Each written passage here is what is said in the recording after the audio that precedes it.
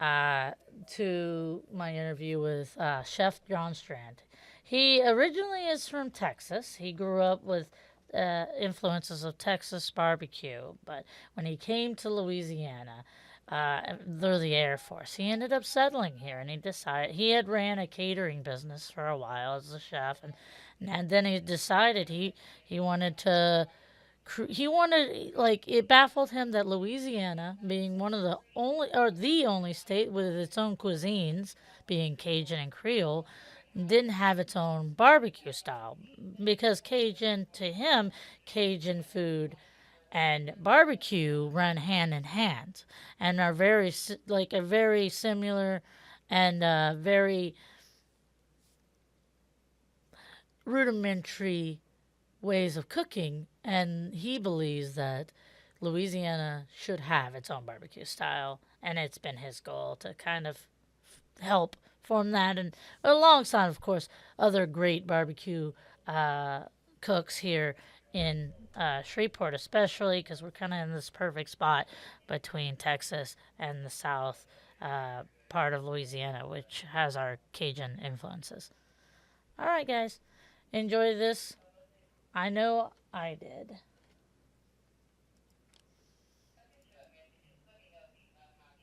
Okay.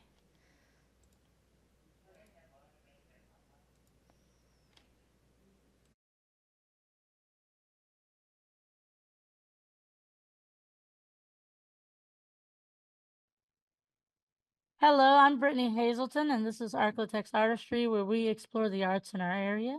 Today's guest is the owner of a barbecue restaurant who is being highlighted by America's Best Restaurants this month.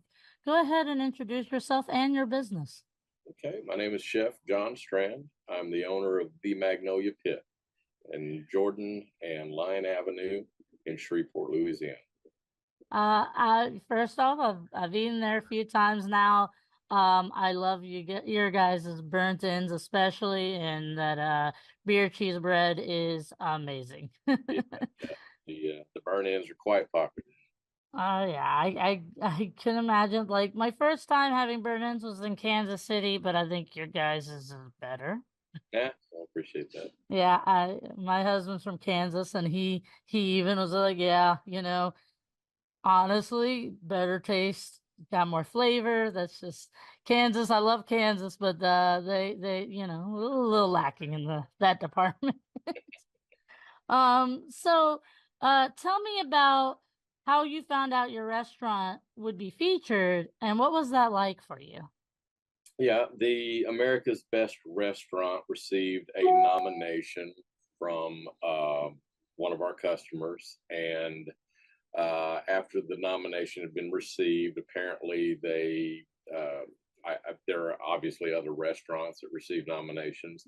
They go through an interview process. And initially, I received an email to our business email address notifying me that we've been nominated and that we're under consideration for, being featured on America's Best Restaurants.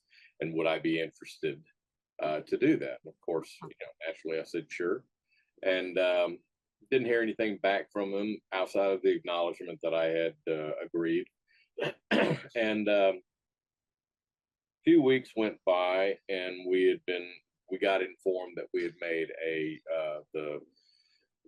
we had, based on they review they look at your Google reviews, they look at your social media interactions, things like that, and then they said that we had been selected, kind of like, for lack of a better term, like a finalist group, and Okay. would I be willing to do a video interview? And I said sure, and so I did the video interview initially with a person that was kind of explaining how things, worked. And then we went and were selected for the next interview. It's almost like a job interview. It's like, the first initial interview, we did well enough to where we could, go on to the next interview. Nice. Excuse me. It's okay. And so once we got to the second interview, that was with an actual host, one of the people that actually do the hosting when the episodes are shot. Okay.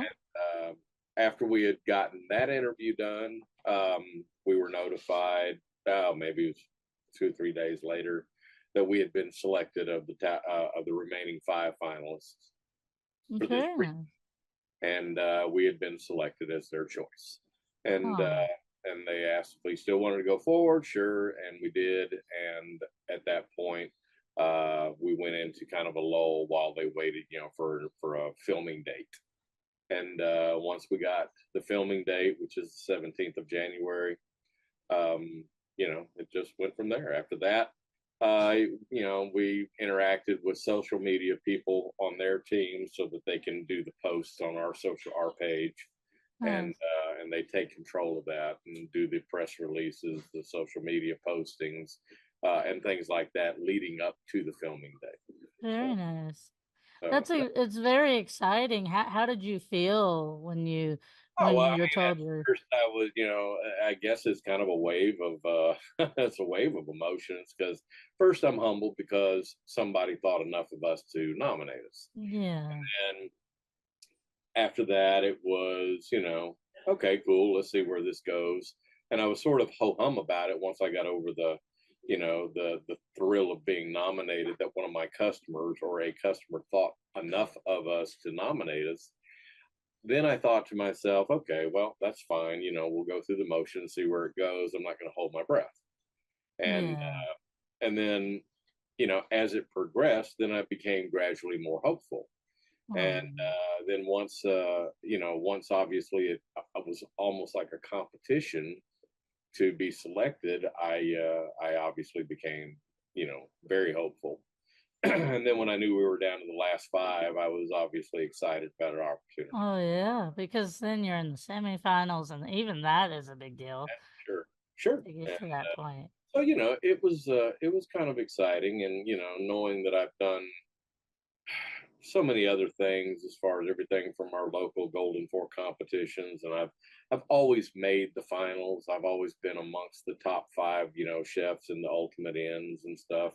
And it was exciting to know it was just a different thing to be able to hopefully prove yourself to Yeah. going forward. And And so at a bigger scale too, not just local, but this is like absolutely. And so I was, I mean, it was kind of a wave of emotions, both excited but also humbled at the same time that, the hard work and the things we do every day was drawing enough attention to, be recognized by somebody outside of, you can easily say your own stuff is good all you want to. It really doesn't make a difference. It matters only what the customers say. yeah, that's the And truth. that's why, I always stress to my cooks, my pit master, everybody who works, within the restaurant. And and I don't see, no one here works for me. They work for themselves. Yeah. They work with me, and that's just my perspective. So, Oh, you that's a know, great perspective to have. I control and rule no one. I simply Oh. provide an environment for them to develop, and that's kind of how I see it. So, but Oh, that's wonderful. You kind of give them their space to grow in their own terms and everything. absolutely, and uh, I may pay them a wage, but it that's really irrelevant. That's merely a benefit of the atmosphere that's created. That's the wages, simply just a monetary reward for the effort that they put in. So, Yeah. So, but so what type of dishes for our viewers who haven't ever gotten to try the Magnolia pit? What kind of dishes do you serve? What's some of your menu items? well, we do all of the quintessential barbecue things one would expect: ribs, brisket. We do smoked turkey. We do chicken, but we only do leg quarters, which is only dark meat. I don't do any other chicken than that. But we do some things that are different. We do offer the beef burn-ins that no one else offers, Mm-hmm. and we offer beef ribs, which nobody in this area offers. I'm the only person, literally, until you get into Texas, that does beef ribs. Nice. So we do offer beef ribs. We offer burn-ins. But we also do something that most barbecue restaurants don't have setups. You know, you go to like a Mexican cuisine and you get the chips and salsa. Well, we offer our house-made cracklings. You know, we Oh make our own yeah. cracklings and we put those out as a complimentary thing. We also offer them to purchase, but for the diners that come in, you know, we also set them up with a basket of our cracklings. I love that. They're really good. I like. I grew up on those when I was a kid. So when I went in and you guys served them to me, I was so happy. Yeah, that's great. But you know, we also most barbecue places don't have appetizers. They have their bulk items. They have plates. They have side items. They have desserts. But rarely do you find an appetizer menu at a barbecue restaurant. But yet we do. We offer. We're only going to offer three, but we have three appetizers that are available. And so we do. You know, we kind of it's not just barbecue that we do here. The Magnolia Pit has a slogan, which is "Savor the Soul of Louisiana Barbecue."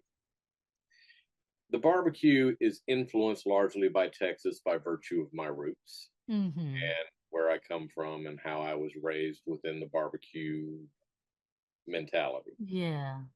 Barbecue is a staple in Texas, much like it is in Memphis, Kansas City, etc. Yeah. And I've often touted and explained to people that there are four primary barbecue styles. Okay, Texas, Memphis, or the Memphis style, Texas style, the Kansas City style, and the Carolina style. There are other styles out there, but those are Hmm. more major recognized styles of barbecue. Yeah. And I've often been puzzled by the fact that Louisiana is literally the only state that has a cuisine indigenous to itself, that Oh being yeah. Cajun and Creole. Every Hmm. other state may have dishes that they're known for, but they're usually things that have been extracted from other cultures. Yeah. Because Louisiana has got literally a cuisine style, a Oh recognized. yeah. We're literally known for our cuisine's That's unique right. style. Yeah. Cajun and Creole are considered a cuisine style, much Mhm. as Italian cuisines, French cuisines, etc. And so, no other state has that claim. But it's always kind of puzzled me that they don't have a recognized barbecue style. I always felt And that puzzled by that too. I feel like we, if anybody, our state could have our own well, barbecue style in generally. Yeah. my estimation, it should because the rustic nature of Cajun cuisine and not so much Creole. Creole is actually a reference to an old time aristocracy Hmm. as much as it's also referencing the influences of West African cuisines, French, and Yeah. other such external influences. But Cajun, on the other hand, is genuine. Hmm. That's an Acadiana, rustic, um, kind of grassrootsy kind of thing, and it tends to work, in my opinion, from a culinary perspective, hand in hand with barbecue. Because Yeah. barbecue is a very rudimentary, rustic style of food preparation. Oh yeah. Talking open flame, open, smoke and heat and things like that. And so the two really work hand in hand. And I've never fully understood why, and because of that, why barbecue hasn't been more recognized in Louisiana. What I would like to We've say, gone what tried to I think is Shreveport and our area, we're kind of in this perfect spot between, Texas and the Cajun influence below us. We're kind of in this perfect spot where someone like you can come in and help develop that style for our state, help define what is Louisiana style well, barbecue. that literally has been my quote unquote mission. And that's to literally try to put a Louisiana style barbecue on the map. Can I do that single handedly? I don't know, but somebody's got to start it. you Yeah, know, everything had I think it may be a combination of you and other barbecue people that are in the area because there are quite a few great barbecue places here. It's just we don't tout it enough, we don't put it promote it enough. I mean, Louisiana's not recognized and known for barbecue. It's not. I mean, when you say Louisiana food and you just, do a word association game with Mm, somebody and say Louisiana as it applies to food, they're going to say Cajun or Creole. yeah. Never going to say barbecue. It's not. You say Memphis and they will. Oh yeah, You of say course. Kansas City and they will. And if you say Texas, they will. Hmm. Carolina, maybe, maybe not, because it's probably the least popular of all of them. But So so I had a question for you. North Louisiana also often gets heat and harsh treatment for, I think undeserved, for its food here compared to the rest of the state. What is they your personal opinion about the food culture in our area? I think I personally know and have worked with on occasion and interacted with routinely a great many talented chefs that are in the Shreveport Bossier area. We Hmm. have some very good eateries. The problem is we're overwhelmed with chain restaurants, There is a lot. like so many places too. And this is certainly not in any way disparaging to the cultural food, but you can go 5 blocks down a major shopping district and count the restaurants, and I'll guarantee you 70% of them will be Mexican restaurants. And that's Oh, not a negative towards the cult, because I love Mexican food as probably as much as anybody does. hmm. And I was raised out, in Central Texas. Tex-Mex is a staple. So it's not. I'm not being disparaging. I'm just simply saying that it's percentage-wise occupies way too high of a percentage. Oh yeah, and the people that come here, That's their not what exposure is to that, not to our exactly. actual That's food. kind of what I'm leading to. In that, so when you have, you know, 70% of the restaurants occupied by one cuisine type, that being Mexican cuisine, you suddenly taint the opinion of the outsider by going, okay, there's no place to eat here, because in their mind, the majority of it is nothing but Mexican restaurants, Oh and yeah. and the smaller percentage is a bunch of chains. The Applebee's, the Olive Gardens, the thises and that's, which are all fine and dandy, because they're inexpensive and all that. But unfortunately, their quality. And again, I get in. If this is disparaging, I'm sorry, but it is. Change your standards and increase your standards, and you won't have comments like this. But those chain places are mediocre at best because they operate at the lowest possible standard. Yeah, just And to make profit. That's yeah, what they're about. They're not about quality, they're about profit. your steakhouses, I don't care which one it is. It can be, Outback or any other. If it's a chain steakhouse, it's nothing but heat and serve stuff. Mm, It's minimal quality, cuts of beef that, make a food standard. But we're not talking prime cuts. We're not probably even talking about no. high quality choice cuts. You Yeah. know, you're not. You're talking about mass produced, uh, bulk shipped, chains. And Mhm. whether it be a chain like McDonald's or it be a chain like, the Outback or anything in between, it Yeah. still follows the same pattern of, heat and bags, cut it. Nobody's cooking back there. Everything No. is just heated and served. And And that's why I think people need to try to explore a little bit more deeper. Like you got to search a little harder to find the real food here. And us locals, we know the real food here, but then, we have to be like argue for our lives when it comes if to you go people who to nice restaurants, that are locally owned, like Zazul, or go to Mhm. Fat Calf. Anthony, who owns Fat Calf, is an incredibly talented Oh chef. yeah. And They got I, recognition on some top bistro lists for America recently too, and I'm everything. sorry, say that again.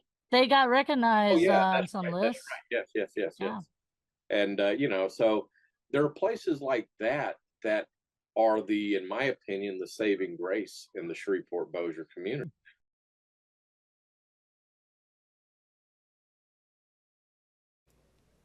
Okay, guys, we're going to go on a short break. Bear with me, and we'll be right back so we can continue this interview with John Strand. Thank you.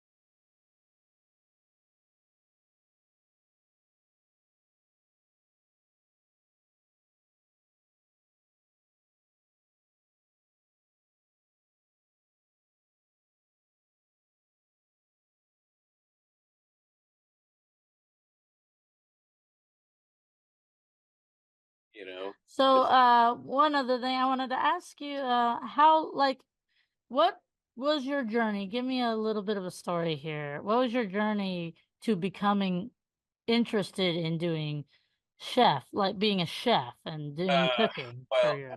I spent 25 years, just under 25 years, 24 years, 11 months in the Army. I was a criminal investigator. I did recruiting for a while. I did, all of that. But educationally, I went to culinary schools while I was serving. At night or during periods when I was off, I worked either on my own at restaurants for not in Europe predominantly, uh, not for the purposes of making wage, because most of them, their laws are different, and consequently, they couldn't hire me, not formally. But I would work for them. And in exchange, my only stipulation was I'll work. I don't care. I'll go scrub gum off the bottom of tables. I don't care what you have me do. But before I leave each day, you will teach me something specific about the cuisine of this restaurant. Mhm. And it was my pay was through knowledge or training. I Yeah. wanted you, the chef, the sous chef, somebody of hierarchy within the kitchen, teach me something, demonstrate, show me something specific to the cuisine you do in this restaurant, and Mm. that was how I chose to be paid. I wasn't seeking money.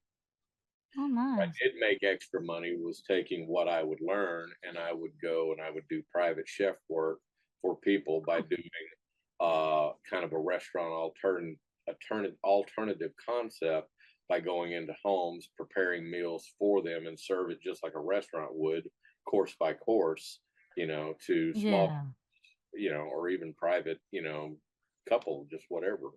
Um, just to one, hone my skills, and two, provide a service that was unique, and three, earn a small amount of income on the side to augment my great Army pay.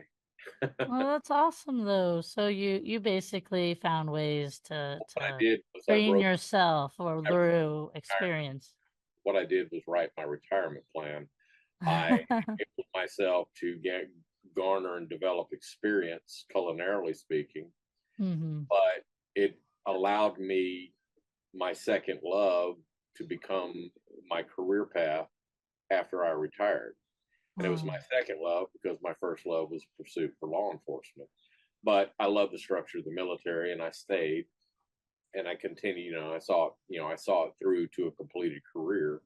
And so when I did retire in 2004, I walked out and walked into creating my own business, which is where Accent's Personal Chef Service was born, Hmm. and started doing essentially the same thing more formally and more structured and professionally uh, once I retired. It just simply wrote my own business plan that way, Very nice.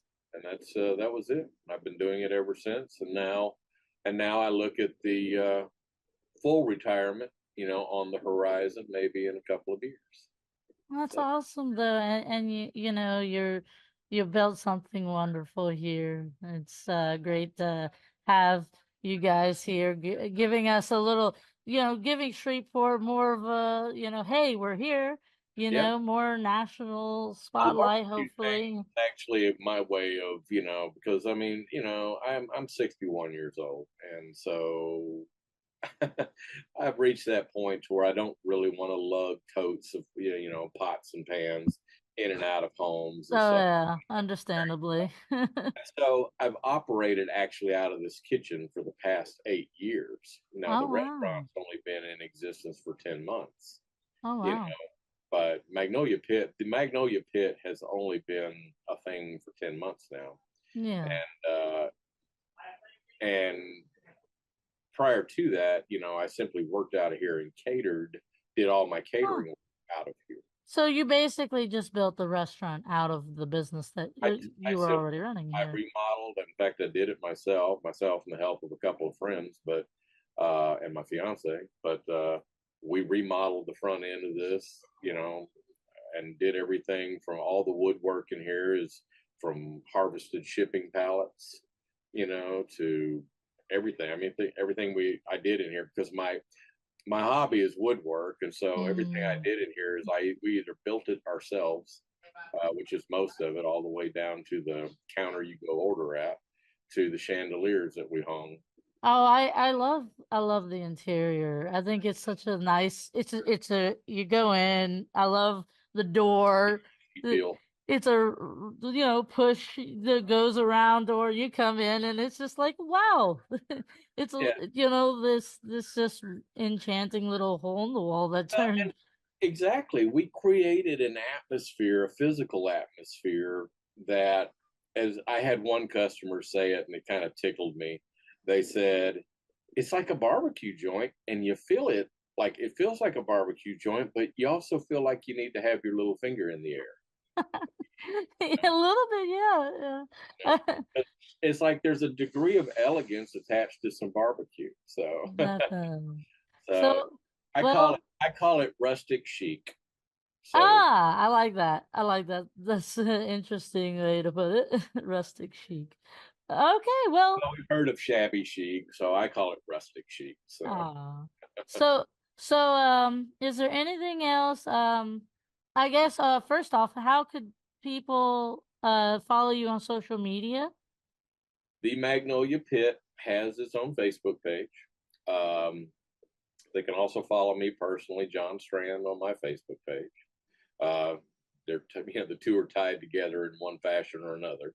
Mm-hmm. Um, I don't maintain an Accent's Personal Chef Service Facebook page anymore, only because so much attention is on the barbecue restaurant. Oh yeah. And, managing both of them. That Accent still exists, but managing both of them so publicly is just so unbelievably time consuming that I am Yeah. having zero personal life of my own.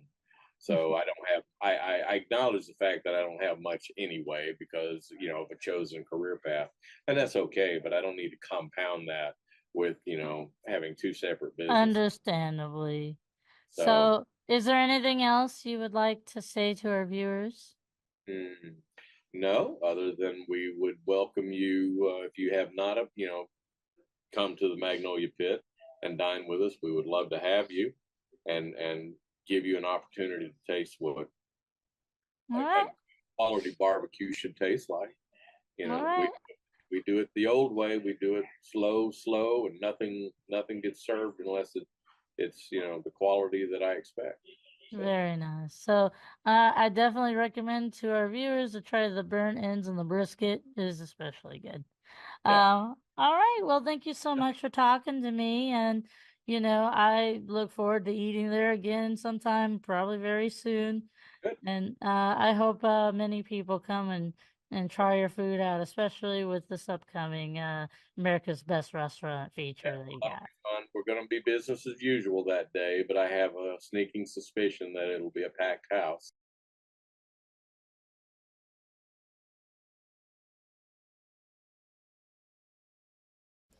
All right, guys. So that was John Strand, the chef at Magnolia Pit. That is being featured on America's Best Restaurants. They've already done the filming. They had a full house. They sold out for a couple of days of food, so it was really successful. Um, we'll notify you guys when the episode comes out so that you can check that out yourself. Um, all right, guys. So remember, food is art as much as any art to me. Um, Culinary arts takes a lot of skill, takes a lot of talent, and there is a beauty to it as much as painting or any other craft or type of art, visual art. All right, guys. So if you're going to the Shreveport, Louisiana art party, I'm going to be there. See you there. If not, well, you guys have a great day. I'll see you Wednesday for the recap on this, or next Saturday at noon, Wednesday at 11. Um, you can find more of my content on KSLA.com under community. And then ArkLaTex Artistry, that's all my articles I write, full detailed articles. Or you can check out just my videos under the podcast section. We're also on YouTube, Apple TV, Roku, and many different apps. You can just search up KSLA, and if we have an app, you'll find it. All right, guys, you have a great weekend, and I'll see you soon.